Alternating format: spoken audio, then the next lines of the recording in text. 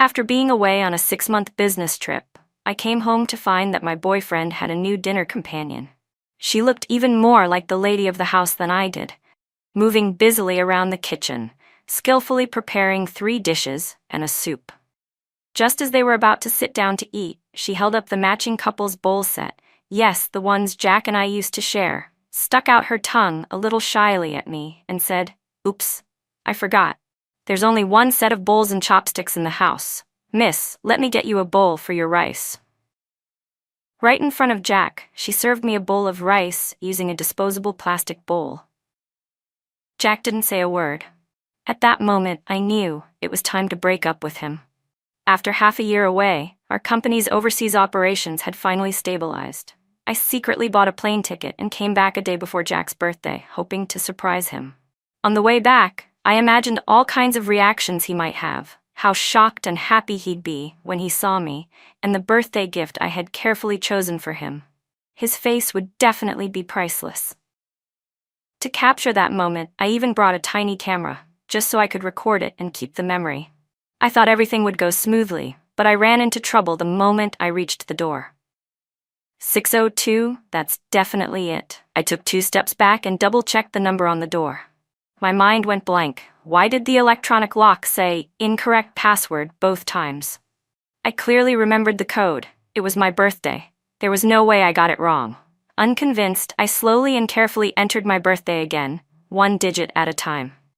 But after the final number, the lock clicked and showed, locked. Unable to unlock. Incorrect password. That could only mean one thing. Jack had changed the password. I sighed and gave in to reality, pressing the doorbell. After the second ring, a sweet, perky female voice came from inside. "Just leave the package at the door." I froze for a second. I stepped back again to look at the apartment number. Still 602. No mistake. That shoe cabinet? I bought it. On top were the shoes I gave Jack, so why was there a woman's voice inside my home? An uneasy feeling started rising in my chest. I pressed the doorbell again. I said, "Leave the package at the door." "Don't you understand English?" The voice barked, clearly irritated. The door suddenly swung open. A petite girl with a low-side ponytail stood there, wearing a linen apron and holding a spatula. She glared at me, visibly annoyed. But the moment she saw my face, her expression shifted subtly. Still, her tone stayed sharp. "Who are you looking for?" I didn't answer. I simply pushed my suitcase forward and walked past her into the apartment. "Hey, what do you think you're doing? You can't just barge into someone's home. I'll call the police," she shouted, grabbing my arm angrily. I glanced around at the familiar furnishings, then slowly let my eyes fall back on her. I frowned and said, "Shouldn't I be the one asking that? Who are you? Why are you in my home? Where's Jack?" Just as she and I were locked in a standoff, Jack's voice came from outside the door. "Hey babe, I got the coconut water, the brand you like." He was changing his shoes in the entryway. "I had to run around to several stores to find it. You better thank me later. I'm expecting a good leg massage, got it?" He called out a couple more times but got no response. When he looked up, his eyes met mine, and in that moment, the color drained from his face. "Claire, you're back?" he stammered. He quickly rushed over to me. The girl, Lily, paused for a second, then didn't bother arguing with me anymore. She walked up to Jack, casually took the drink from his hand, and placed it on the table as if it were the most natural thing in the world. Jack hurried over to me. Jack pulled me into a tight hug, his eyes filled with excitement. "You came back so suddenly, why didn't you tell me? I could have picked you up." He held me tightly, but I had no desire to hug him back.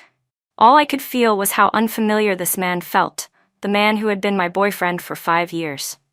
Who was he? I've never been the kind to beat around the bush. Whatever I'm thinking, I just say it. I looked at him directly and asked, "Who is she?" Jack gave me a helpless look. "Did you forget? I told you about her. She's the one I found in our complex to do home-cooked meal service. My dining partner." I frowned, trying to recall. After a while, I vaguely remembered he had mentioned something about her before. Jack worked as a gaming streamer, so his meals were often irregular. And since I had to be away on a long business trip, I was worried about his health. I used to order takeout for him often, usually healthy options like salads and simple home-style dishes. But Jack grew tired of those after a week.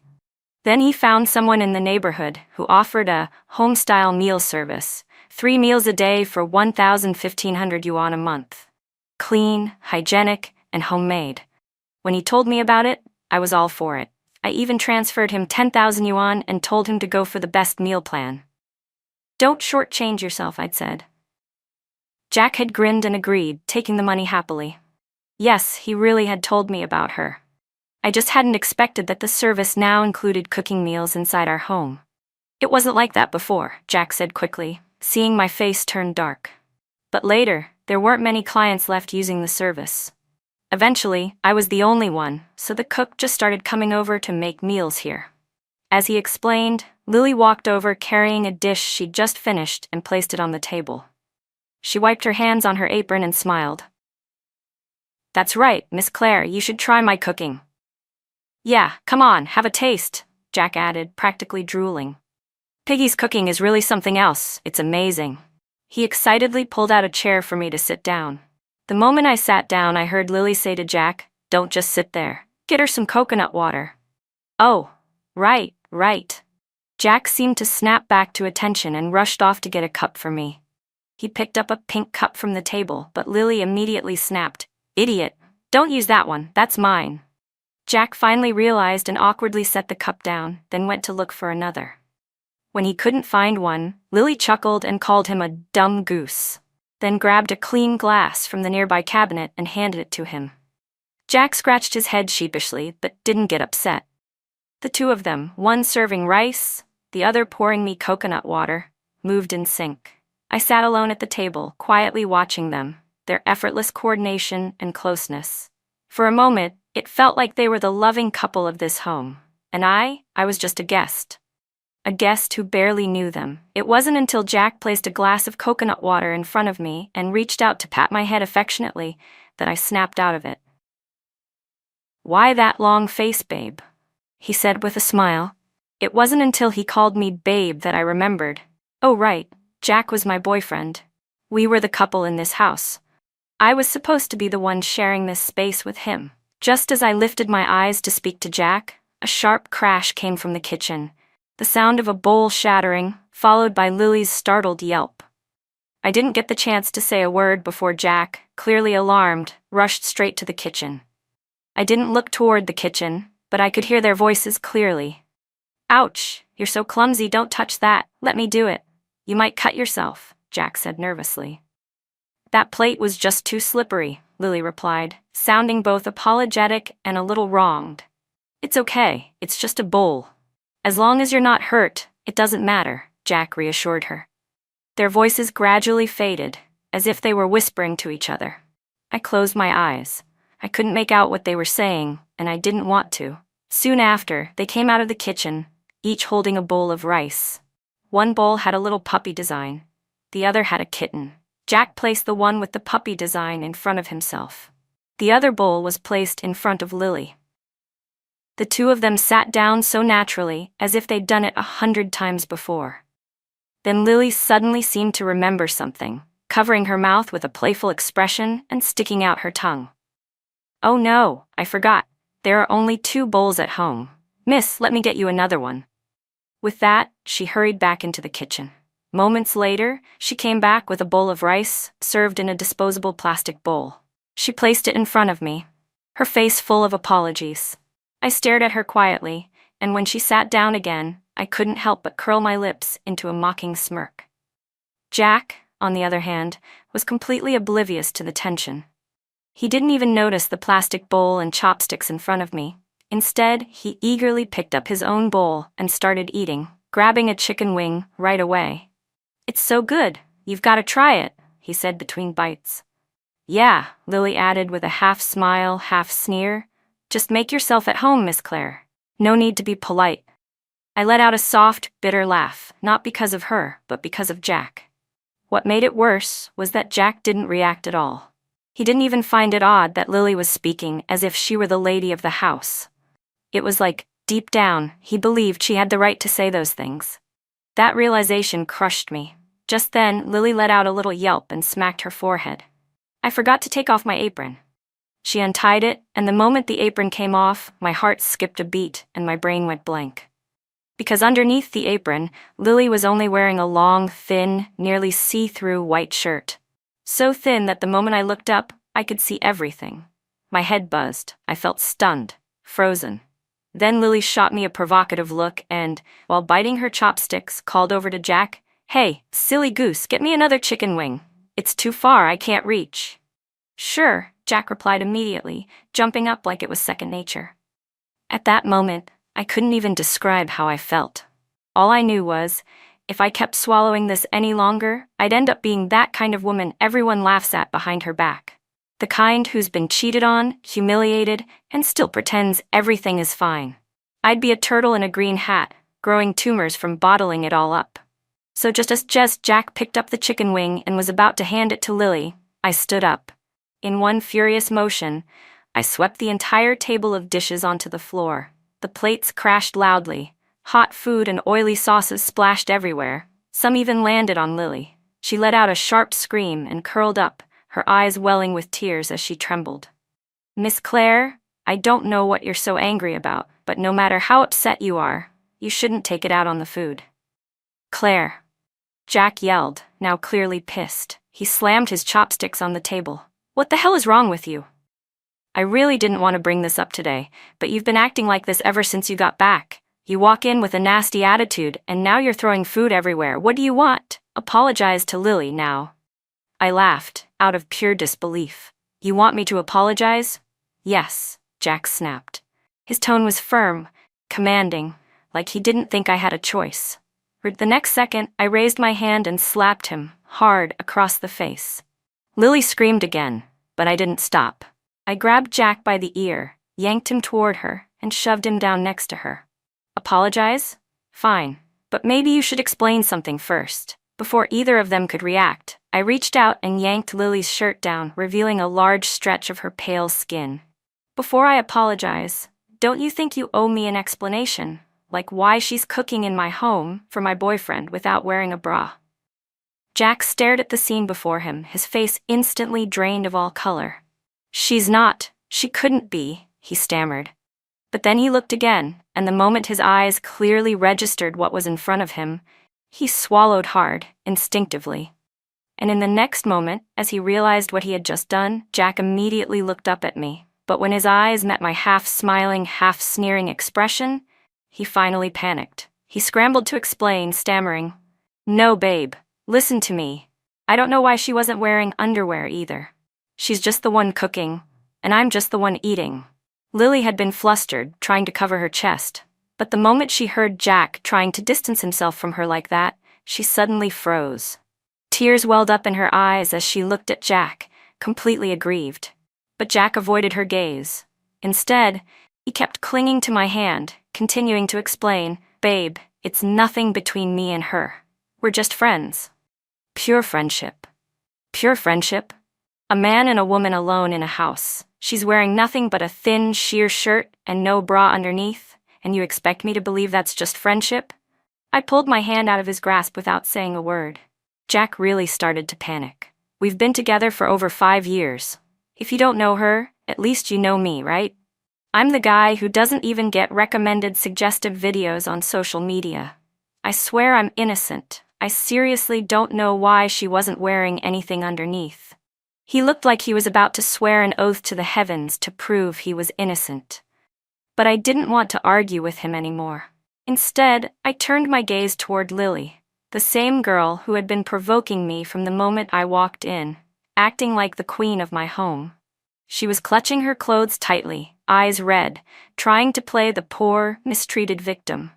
Gritting her teeth, she finally shouted, her voice choked, "Miss Claire, I don't need to explain anything. If we're clean, we're clean. People with dirty minds see filth in everything." She emphasized that last sentence with a sharp edge, dripping in passive-aggressive provocation. I had no intention of playing along. I shot right back. "Oh, really? So what? You're saying I'm the one who took off your bra? Or was it me who helped you pick out that barely there, see-through shirt? Did I force you to come into my home and cook for my boyfriend dressed like that?" I stepped closer and looked down at her coldly.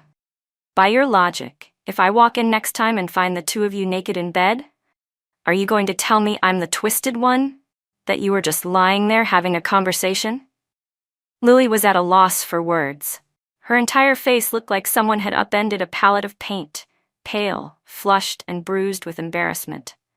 She clearly hadn't expected me to be so blunt, to drag her petty little tricks into the harsh light like this. She bit her lip and instinctively turned to Jack, hoping he'd step in for her. But the second Jack met her eyes, he quickly looked away. Furious, Lily clenched her fists and glared at me. I can tell you clearly, I never did anything with Jack. I'm not as filthy as you think. Her voice shook as she shouted, I wore that shirt because I have a special condition. My skin reacts to fabric. It gets itchy and red. I need breathable clothes to avoid pain. That's all. She was trembling all over. I just revealed my personal medical condition to you. Are you happy now? With that, she turned around and stormed out of the apartment, slamming the door behind her. Jack stood there frozen, staring after her for a long moment. Then, almost like he'd just figured something out, he muttered, So she's sick. My head buzzed. I looked up at him in disbelief. Jack furrowed his brows and looked straight at me, as if he were the one who'd been wronged. Claire, why do you always have to push so hard? She's already going through enough. Did you really have to hit where it hurts? Don't you feel even a little guilty? Guilty? I didn't know if my conscience hurt, but my head was throbbing from sheer rage, especially when I looked into Jack's clear, clueless eyes. I was shaking with fury. And then, just to make it worse, he added, We should probably go and apologize to her later. That was it. All the strength drained from my body. I silently reached for the bowl of rice still sitting on the table. Jack frowned slightly and opened his mouth like he was about to say something else. But before he could speak, I hurled the entire bowl of rice straight into his face. Jack, we're done, I said coldly. Being with you has been nothing but a stain on my life. You're crazy, Claire. Jack shouted, more aggrieved than me. I don't agree to this. Did you take something today? Jack snapped. You come home and just start making a scene, turning the whole house upside down. Wait, could it be? He suddenly narrowed his eyes, scanning me from head to toe. You're not seeing someone else out there, are you? And now you're just looking for an excuse to blame me and force a breakup? His eyes widened in shock, as if he'd just uncovered some brilliant truth. He stared intently at my face, searching for signs of guilt, and when he saw my expression twitch in disbelief, it only seemed to confirm his theory. I knew it. You are seeing someone else. Jack shouted like it was the revelation of the century, his voice so loud it echoed. His eyes turned red with anger. Claire, how could you do this to me? At that moment, I honestly couldn't tell if Jack had completely lost his mind. In just one sentence, he managed to pull off the classic trifecta of deflection. Change the subject, reverse the blame, and twist the narrative. We had been talking about him and Lily. He hadn't offered any explanation or defense, just suddenly declared that I must be cheating. Clearly, he was trying to blur the lines around his inappropriate behavior with Lily and shift the blame onto me. He convinced himself that I was the one being unfaithful, and that I'd only come home to start drama so I could break up with him.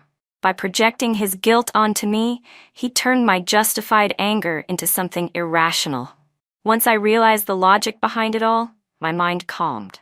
The rage and betrayal that had clouded my judgment began to fade. I looked at the man standing in front of me, the man I had dated for nearly 5 years. And I didn't recognize him anymore. The Jack I remembered had once been a bright, cheerful boy. Had that just been a trick of memory, tinted by the rose-colored glasses I used to wear? I wasn't sure. All I knew was that the Jack standing in front of me now, I couldn't love him anymore. Jack stiffened under my gaze. He looked uncomfortable, even nervous. Why are you staring at me like that? He asked dryly. You're the one who did something shady, not me. I didn't do anything. Are you sure? I asked calmly. Then how about this? Are you willing to switch phones and check each other's messages? Jack flinched. My voice was flat and emotionless, but it clearly struck him. His eyes darted to the bowl I had thrown at him earlier, now back in his hands.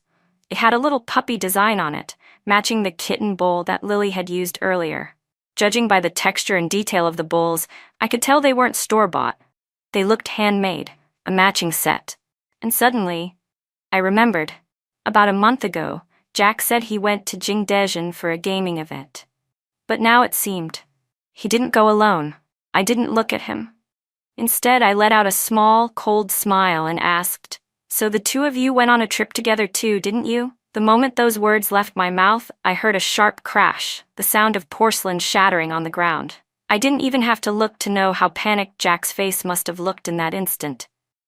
"No, we didn't. I mean, we just..." Jack tried to explain. I cut him off. "Don't bother. I don't really care where you went or what you did. I don't care about the details of how it all happened between the two of you." I had no interest in hearing Jack's explanations anymore. From the moment I walked through the door, Lily had already thrown all the evidence in my face. The matching bowls and water cups, the overly familiar nicknames and body language, and the traces of her presence scattered all around my home. All of it told me one thing: my space had been invaded and Jack had allowed it. At this point, whether or not he physically cheated didn't even matter. The only thought that echoed in my mind, clear and unstoppable, was, I want to break up. Right now. I already had the words drafted in my head, but first I asked directly, "You changed the lock code, didn't you?" Jack froze, clearly caught off guard by the sudden shift. It took him a while to remember. "Oh, yeah. Lily kept forgetting the passcode when she came to cook. I'd be live streaming in the gaming room with my headset on, so I couldn't hear the door. Sometimes she'd be stuck outside for over an hour. So I changed it to something easier for him to remember. It's 990817 now." I stood there silently, repeating the numbers in my head. 990817. I didn't even need to think. I could have guessed it with my toes. It was Lily's birthday. I had thought I was calm, but the wave of heat that surged up inside me, next I thought I was done being angry about all this mess. But the moment Jack said that, a wave of fury shot through my chest. I was so livid I raised my arm, ready to slap him across the face with all the force I had. Jack flinched. His whole body tensed up, and he immediately shut his eyes tight, bracing for impact. But the pain he expected didn't come. He couldn't help but crack one eye open to peek, and saw my hand slowly lower in front of his cheek. Relieved, Jack visibly relaxed and even let out a chuckle. "I knew it," he said smugly. "You wouldn't really hit me." Before he could finish, I delivered a second well-aimed slap that landed hard on his face. "Jack," I said coldly, looking him dead in the eye, "this is my house. I paid for it in full. You have no right to make any changes to it, including changing the door lock." He clutched his face in pain and opened his mouth like he wanted to explain something, but no words came out.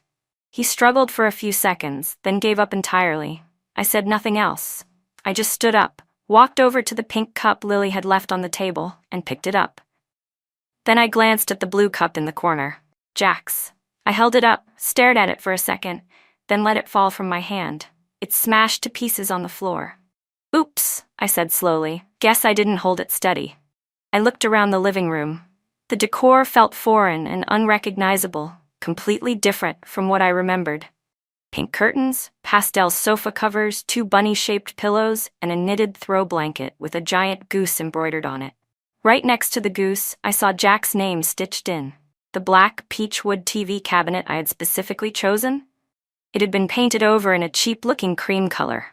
The sight of that tacky, off-white shade made me feel like I couldn't breathe. I stormed into the bedroom. The moment I saw the unfamiliar bedding, I let out a scornful laugh.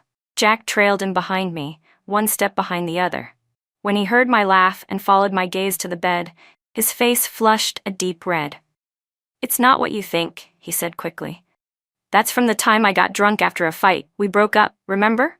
I puked all over the old set and felt bad about it, so Lily insisted on buying a new one. I just never got around to changing it. If you don't like it, I'll order a new one right now." He pulled out his phone and started tapping, trying to place an order. I took a few photos of the bedroom, then stopped him. "Hold on," I said calmly. "I need to get a lawyer and a financial advisor to come estimate the total damages to my property." Jack froze, phone still in his hand. He looked up at me, stunned. "What? What do you mean?" I furrowed my brow and stared at him. "What's so hard to understand? Did you really think you and Lily could turn my home into this circus and then get away with a half-hearted sorry?" "Jack, I'm not a charity. I left him standing there in shock and went to check the study. My two friends showed up and got to work immediately. In just over an hour, using my past receipts and descriptions of the home, they calculated the estimated damages. Total, 278,000 yuan. I laid everything out in front of Jack, along with the photos I'd just taken. The biggest items are the custom kitchen fridge and cabinets, the living room TV stand, and the decorative tile in the bathroom and balcony. All of it was repainted or modified without my permission. I'm replacing it all. And then there's the collection in the study I've curated for years. I've heard enough, Jack cut in. He stared at me like I was some kind of monster. Lily asked for permission before changing anything. I agreed to it. His eyes flicked to my two friends, then back to me. He pressed his lips together. You don't need to blow this all out of proportion. I'll just have her come over and apologize, and we'll settle it that way. He started to type a message to Lily, but I knocked on the table to get his attention. You're mistaken, I said. It's not just her who's paying. I pointed at the invoice on the table, where both names were clearly printed, Lily and Jack. You're both responsible. You're paying together. Jack was clearly stunned. He stared at me in disbelief and shouted, Claire, I'm your boyfriend. How could you be so heartless? Just because I got a little close with another girl, you're treating me like this. Without a word, I grabbed the extra glass of cold water on the table and threw it right into his face. If you don't understand plain English, go to a hospital, I snapped. Then I raised my voice. We already broke up. Don't try to frame this as some emotional drama between a man and a woman. You teamed up with someone else and caused serious damage to my property. If you refuse to compensate me, I'll see you at the police station. Jack's face instantly darkened. He shouted my name, Claire. In the past, seeing him like this, angry and agitated, I probably would have done everything I could to calm him down and make him smile again. But now, I couldn't even be bothered to look at him. I didn't argue. I picked up my phone and dialed the police. Just as the call went through, Jack lunged forward and hung it up. Fine, he roared, trembling with rage. You really want to make a scene, don't you? Fine, break up it is, but don't come crying to me later. I let out a long breath. My head throbbed. Could he stop making everything about love and betrayal for once? The real issue here was the financial damage, 278,000 yuan. 278,000. Was that really so meaningless compared to his hurt feelings? As Jack angrily dragged his suitcase toward the door, I called after him. He paused, turned back with a smug smile and said, What, still can't let me go? If you admit you were wrong now, maybe I'll be generous and forgive you. We don't have to break up? I looked at him like he was completely delusional. No, I just want Lily's contact info before you leave. Neither of you are getting out of this. I need to send her the damages list. Jack's smile instantly dropped. He handed me Lily's contact and left without looking back. Just before I shut the door, I heard a loud, pathetic sob from outside. But it had nothing to do with me anymore. Right now, I only cared about getting compensated and restoring my home. I created a group chat with both Jack and Lily. The group name, Compensation Family. Jack was the first to react, sending a message that said, Ah, Love Nest Family? I glanced at it and didn't even bother replying. It was too cheap. Thankfully, he deleted the message a second later. I tagged both Jack and Lily and sent them the full list of damages, followed by one simple message. Please transfer the compensation amount to me within 10 days. Then I muted the group. How they split the amount, who pays what, that was none of my concern. I spent the entire day clearing out all the tacky junk they'd added to my house. With all that pastel, frilly nonsense gone, the space finally started to feel like mine again. The next day, I replaced the door lock and installed security cameras at both the entrance and inside the house. On the third day, I hired a cleaning crew to give the place a full deep clean. While they were tidying the bedroom, one of them found a pair of pink lace panties under the bed. They asked if I wanted to keep them. I was disgusted and almost told them to throw it away on the spot, but then I paused. Wait, I said. I took a photo of the underwear and sent it to the group chat. I tagged Lily. Hi, excuse me, is this yours? Lily couldn't hold back anymore. She jumped in with a voice message. Yes, it's mine. So what? Jack bought that for me. What, jealous much, you old hag? I raised my eyebrows and calmly replied, That's fine, I found them under my bed. Since the two of you slept in my bed, I no longer want it. I'll be adding the mattress and the solid wood frame to the compensation list. Total, 46,000 yuan. The group chat went silent for a full minute. Then, Lily spammed it with over a dozen 60-second voice messages. I smirked. I didn't listen to a single one. Instead, I posted a screenshot of the legal documents my lawyer friend had prepared. Lily, who just moments ago was full of fight, instantly went quiet. A long moment passed. Then Jack finally replied with a single line. Claire, do you really have to make it this ugly? Jack finally spoke in the group chat. I sent a reply immediately. Intentional property damage is punishable by 3 to 7 years in prison. Jack fell silent. The group went completely quiet. Not a single message followed. Until the 8th day. A scruffy-looking Jack showed up at my doorstep, with Lily by his side. He instinctively went to punch in the door code like always. He tried 3 times.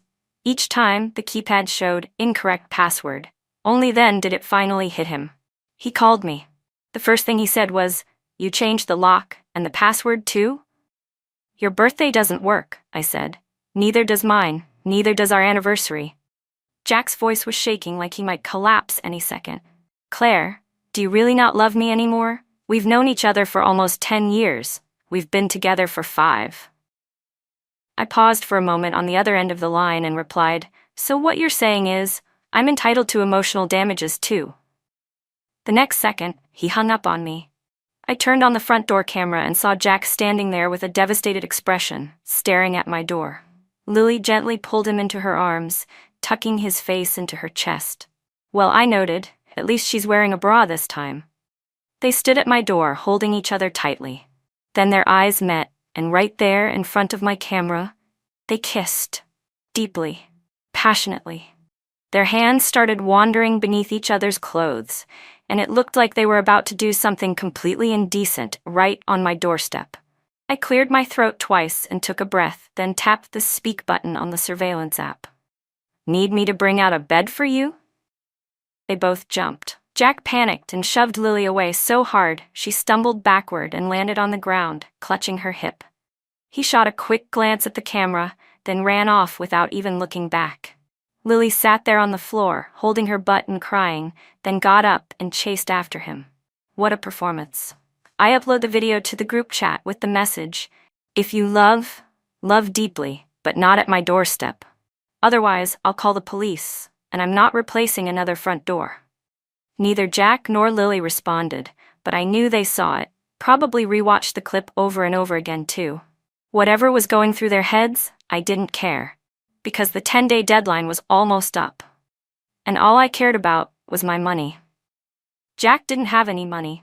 He claimed to be a gaming streamer, but in reality it was just a nice way of saying he played games at home all day.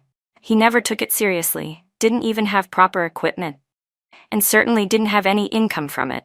All those years we were together, I was the one supporting him, happily, voluntarily. Shopping, topping up games, it was all done on a supplementary card under my account. The moment we broke up, I shut off that card. I was sure his bank balance didn't even have 5,000 yuan left. And Lily, with her tacky taste and 0 sense of value, probably didn't have much either. So I was curious, how exactly were they going to come up with over 300,000 yuan? What I didn't expect was that not only did they come up with it, they withdrew it all in cash and showed up with a suitcase. Strutting in like heroes, no less. Jack marched up and pulled out the money, ready to throw it in my face. Isn't this what you wanted, Claire? Here's your damn money. I caught the cash midair, quickly checked it. Real money. I raised an eyebrow in mild surprise. He went to grab another wad, clearly wanting to toss more at me just to vent his anger. But before he could throw it, I yanked the suitcase out of his hands. That's enough. Cut the act. Let's take it to the bank for verification. I didn't give Jack another chance to toss money at me, and he nearly choked with frustration. On the way to the bank, Jack and Lily held hands tightly, glued to each other, constantly whispering, cuddling, and kissing. Jack kept sneaking glances at me, trying to gauge if I looked upset or regretful. But my eyes were only on the money. I didn't spare them a single look. After confirming the amount was correct and depositing every last yuan, I finally let out a long breath. The nightmare was finally over. Just as I turned to leave, Jack suddenly reached out and grabbed my wrist. I frowned and looked back at him. His lips trembled slightly. For a while, he struggled to say anything. Just when I was about to lose patience, I finally heard him whisper with a shaky voice, "From this day on, may the mountains be high and the rivers long, take care." And then he added, "You know, you'll never meet another man as good as me." Even now, he had the nerve to act like the tragic, noble ex. I didn't know who he was trying to impress with that performance. I slowly pried his fingers off my wrist, smiled at both Jack and Lily and said, "Well then, I wish you a lifetime of happiness and a dozen babies." With that, I shook them off, blocked and deleted them both from my life, packed up my place, listed the apartment for sale, and got on another plane to leave the country. 2 months after the house sold, I heard Jack showed up in the middle of the night and somehow got into a fight with the new owner. It escalated all the way to the police station. Jack threatened to harm himself and demanded to see me. The new homeowner reached out to me through the real estate agent, and that's when I learned the full story. The money Jack had given me, the 320,000 yuan, had all been borrowed from various sources. But it wasn't just 320,000. He'd borrowed a total of 500,000. After paying me back, he spent the rest taking Lily on vacation after vacation, shopping spree after shopping spree. They had the time of their lives. Until the debt collectors came knocking. Jack had no money. He asked Lily to help repay some of it. She agreed immediately, but the next morning, she was gone. So was Jack's phone, his laptop, and the last few thousand yuan he had left. With nowhere else to turn, Jack thought of me again. He wanted forgiveness. But when he came to my old home and saw another man there, something snapped in him, and he got into a fight. That's how he ended up at the police station. There, Jack claimed to be my fiancé and demanded to see me. The real estate agent nervously called to ask, "Claire, he says he has to talk to you. What should we do?" I was working through my emails at the time and didn't even hesitate. "Ignore him," I said. "I don't know him. If he needs to be sentenced, let him be sentenced. If he needs to be fined, let him be fined. He brought this on himself." After I hung up, the agent sent me a video of Jack lying on the ground, sobbing uncontrollably. I didn't watch it. I didn't reply. Everything that happened was his own doing. He had no one to blame but himself. Good night.